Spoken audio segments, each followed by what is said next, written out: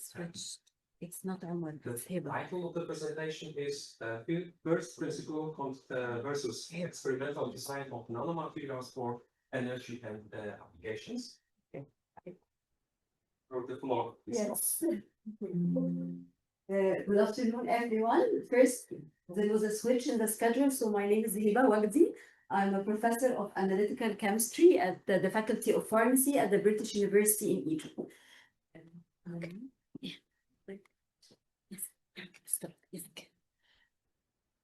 I'm pleased to present you my work today, development of an environment-friendly stability indicating method for determination of Molnupiravir.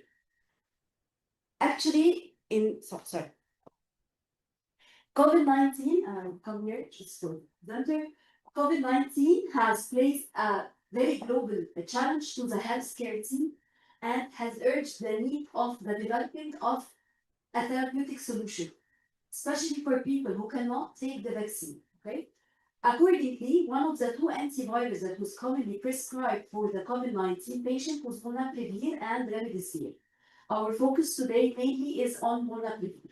It's an antiviral that was used actually for the treatment of influenza and repurposed for the treatment of COVID-19 as authorized by the FDA. This is its IUPAC chemical formula and molecular weight. Our aim was not to develop only an analytical method and validate it for the determination of Molnupiravir. Actually, we were aiming to develop a full degradation behavior to understand the degradation behavior of Molnupiravir. So we first started by developing and validated an environmentally friendly reverse phase HPLC method, followed by understanding and investigating the degradation behavior and degradation kinetics of Molnupiravir, and also trying to propose the structure of the degradant and assessing their biological impact using cytotoxicity using SRP assay. And these are the optimized condition.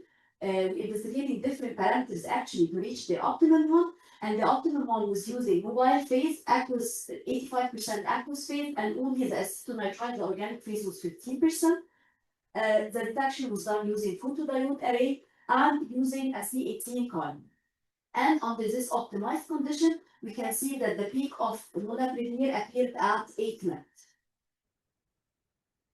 In order to validate the system, we followed the ICH guideline. We started with system stability testing, and from the observation, we can see that the system was suitable for the analysis. Also, the linearity of the method was from 10 to 200, confirmed by the regression coefficient almost 1, and the LOD was 2.31 and the LOQ was 6.99. The method actually was found precise, indicated by the low RSD, and was found high recovery or high accuracy indicated by the recovery point. In order to understand the degradation behavior of Molnupiravir, we followed also the ICH guideline in which we subjected the Molnupiravir to different stress studies.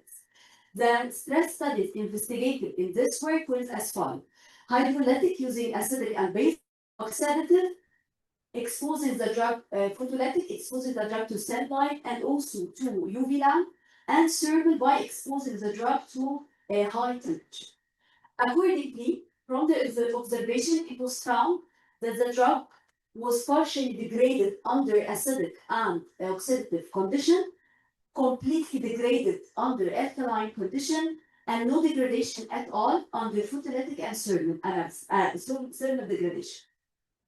Accordingly, these are the chromatogram. We can see here that the peak of Molnupiravir has decreased, while here, for example, the peak of Molnupiravir has not been affected. Another peak for a degradant has appeared in the partial and complete degradation. No other peak in the no degradation condition. So, we further investigated the kinetics of the degradation. How we did this? By subjecting the drug to the stress study, but at different interval of time. 30 minutes, 60 minutes, 1 hour, 2 hours, to see if it's affected by time or not, to understand the behavior of its degradation. Accordingly, it was performed for those who perform partial degradation, which is the acidic and the oxidative. We can see that the greater the time, the more degraded the drug it is, so it is affected by time, and from which we can tell from this curve we plot the length of the remaining concentration versus the time, and we can see that it follows a first order kinetics. How this could help? It could help you to identify the T half of the drug, the T90 of the drug. And these are the parameters, and it was found from the result that the acidic is degraded faster than the oxidative hydrolysis. To further investigate its behavior, we want to suggest the plausible degradant structure. So we performed LC maps. This was the optimized condition. And we could find that under the acidic and under the basic, the degradant has an M over Z of 200, around 270, while for the oxidative, it has around 206. Another investigation was done to understand the biological activity of this degradant on cell.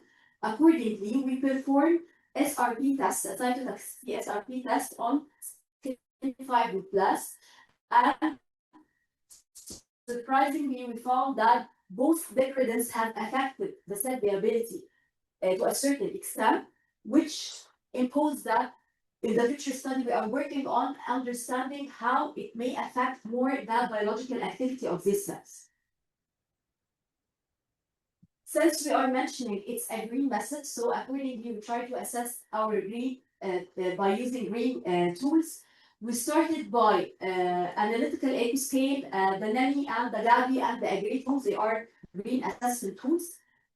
For the Analytical Eco-Scales, the total score was 85, and it's considered according to guidelines. If it's greater than 75, it's considered an excellent green. So it was 85.